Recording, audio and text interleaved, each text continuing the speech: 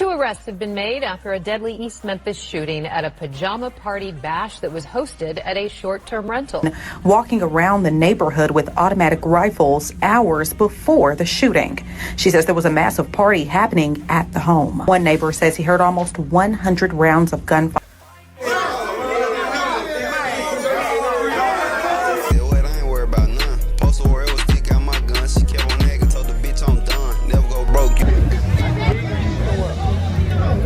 We should get her in a video.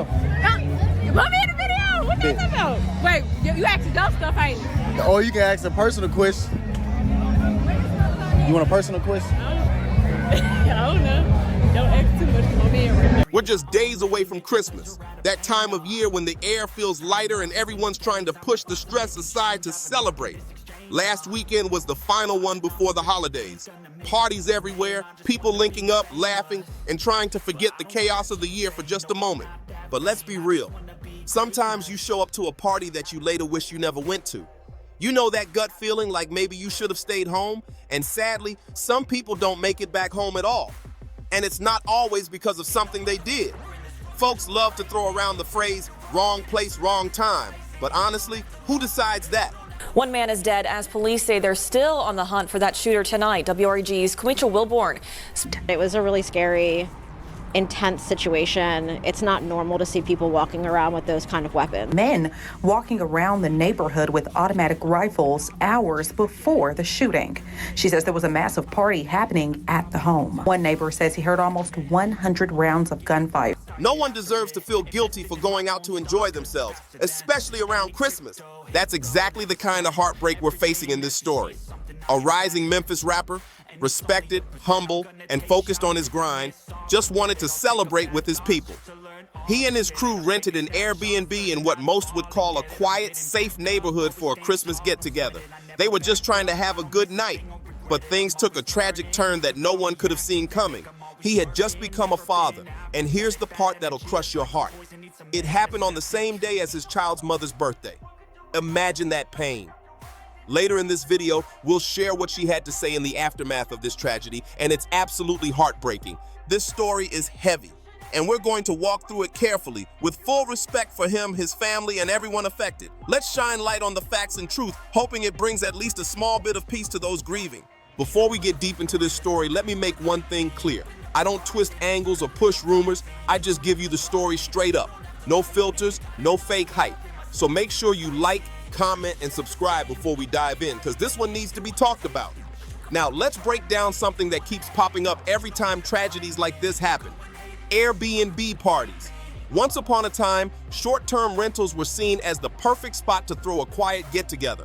No nosy neighbors, no landlords tripping, no family asking questions, just good vibes, right? But over time, that freedom started turning into chaos. Airbnb noticed the pattern. These low-key house parties were becoming hotspots for trouble. We're talking fights, shootings, stabbings, overdoses, real-life disasters that spiraled out of control way too fast. By the time the cops or medics pulled up, it was often already too late. What started as a simple night of fun would turn into heartbreak before sunrise. From Airbnb's point of view, it stopped being about cleaning fees and broken furniture. It turned into a matter of liability. Who's responsible when something goes horribly wrong? Who takes the blame when someone loses their life inside a rental property? Who faces the lawsuit? These are the hard questions no one wants to answer. That's exactly why Airbnb cracked down with a nationwide party ban. No open invite events, no flyer parties, no just pull-up gatherings. If it even looks like a party, they'll shut it down fast. But here's the real issue no one likes to mention. When a party happens in a rental spot, accountability gets lost in the mix. Everyone's pointing fingers, but nobody's truly responsible. No host on site, no security watching the door, and no connection with the neighbors who might have called for help early. That's when it turns into straight chaos. Add alcohol, mix in egos, old grudges, and random guests who weren't even invited, and all it takes is one bad moment for everything to go left. Now let's make this clear. This ain't about blaming victims or saying somebody shouldn't have shown up. It's about understanding how these situations turn dangerous so fast, especially around the holidays when emotions run high and people are just trying to unwind. Sadly, what happened in this case fits that exact pattern almost perfectly. So let's walk through what went down that night in Memphis, Tennessee. The crew at the center of all this calls themselves OTN. Over the weekend, they dropped a flyer dated December 20th, promoting a Christmas pajama party. The deal was simple. Guys paid $20, ladies got in free, and at the bottom it said in bold letters, "Security strictly enforced." Sounds organized, right? But what happened next told a whole different story. I started digging a little deeper, checking out their public info, and I noticed they even had a channel. Who am I with? Man, JP Stacks, man. Hey, Stack, do me a favor and rate that girl. She a 10, gang. A 10? I bet. All right, so we're going to take a picture of you and let the girl rate you now. I bet. Who am I with? Selena? All right, Selena, I need you to rate that person on a scale of 1 to 10. A -0? Jesse? A negative. OTN Law. And I gotta say, credit where it's due, their content stood out. Small town called Covington, man. Hey, bro. We good, gang. Oh my God, it's so many. Look at Lil Dale. They think they running everything, man. These YNs are going crazy these days. Where you trying to go first, Rick? Where we going first? Son. They weren't flashing guns or pushing violence, nothing like the usual Memphis hood visuals you might expect. It felt like they were trying to do something different, something positive.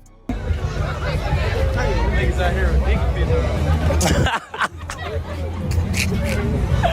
Nigga ain't finna burn up trying to be too cool.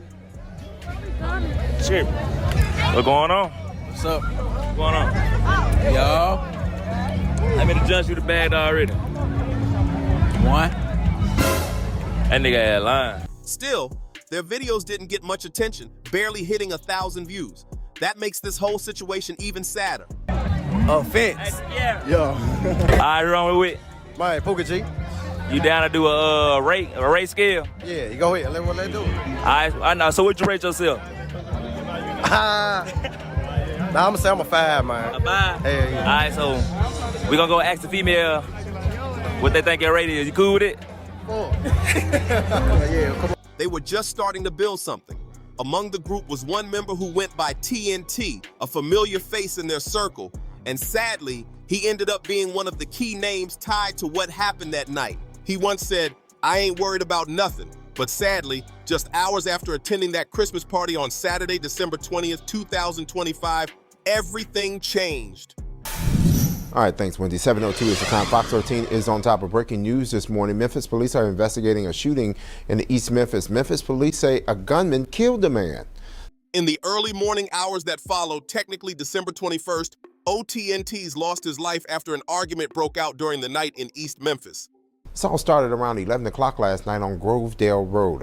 13 crew on scene all night long. Our crew spotted Memphis police, FBI, and ATF on this scene. Fox 13's Kate Beery is live this morning in East Memphis. Kate, this is involving a lot of resources from law enforcement. We know one man is dead, possibly from the result of a Christmas party. Police later confirmed the heartbreaking news. Officers responded to a shooting call near the 200 block of Grovedale Street around 11:20 p.m. When they arrived, they found a male victim suffering from gunshot wounds. That man was Tease. He was rushed to the hospital, but despite all efforts, he didn't make it.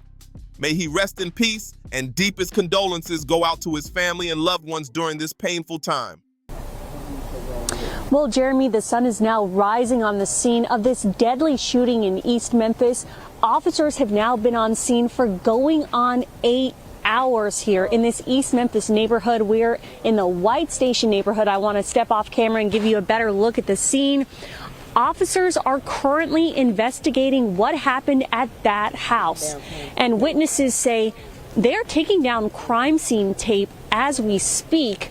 Before the shooting, investigators say Tease had gotten into a heated argument with several unidentified men. As of now, police haven't released any suspect information, and the case remains open.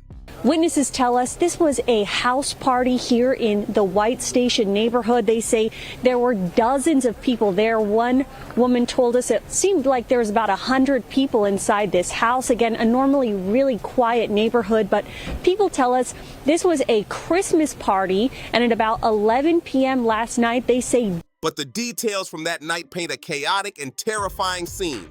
Neighbors reported hearing what sounded like nearly 100 gunshots. Some of those bullets even tore through nearby homes.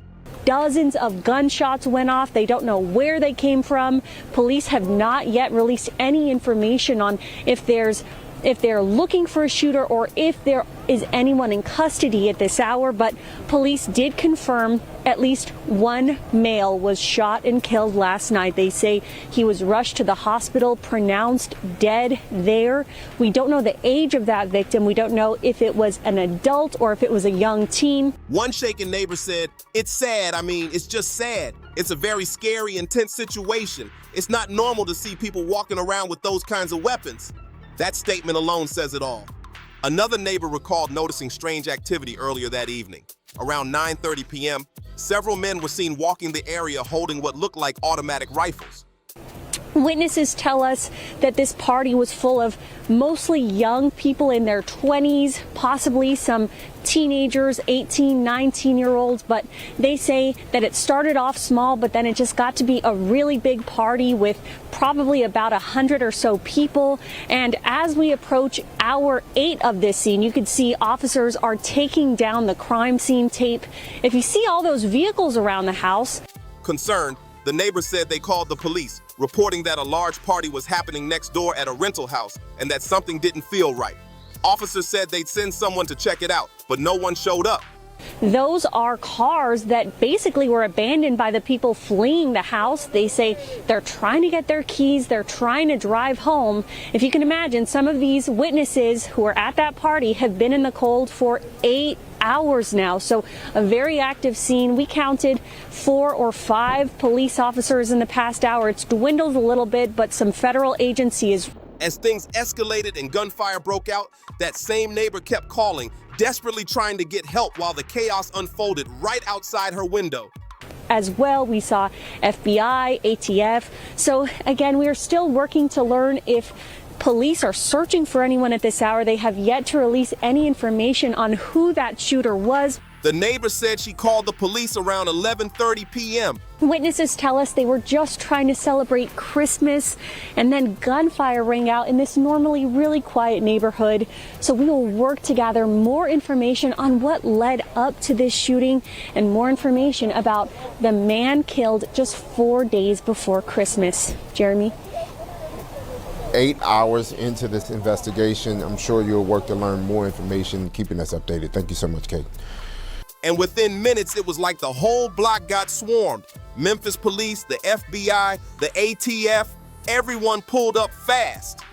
Everyone was out here in a matter of minutes, the neighbor said, describing the scene that looked more like a war zone than a quiet neighborhood.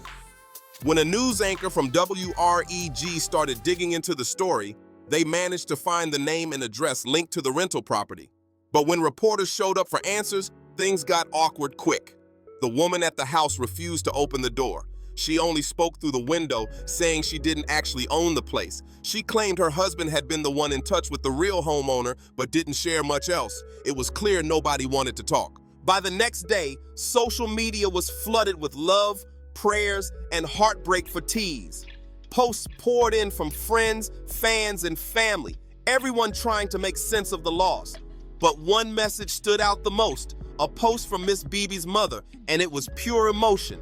She wrote, "We was figuring out parenting one step at a time. Man, you was there for us so much, I ain't have to work or do anything. You was just there for us, man. Today I'm 21. We was just gonna chill in this house like we always did. I hate myself for even going out when we don't even do parties. Why them niggas put you in that flyer knowing you ain't been on that timing no more?" Her words hit deep, not just because of the grief, but because you can feel the guilt, the confusion, and the pain of losing someone who had already moved on from that kind of life. She ended her post with heartbreak in every word. "There wasn't no big parties, only just family. Why? They just ain't let you be broken heart." Then she added, "The best dad, you irreplaceable, baby." That right there says it all. Pure pain, pure love, and a reminder of how fragile life really is. As of right now, no suspects have been arrested, and police are still investigating. But every single day, stories like this remind us to slow down, appreciate life, and keep our circle tight.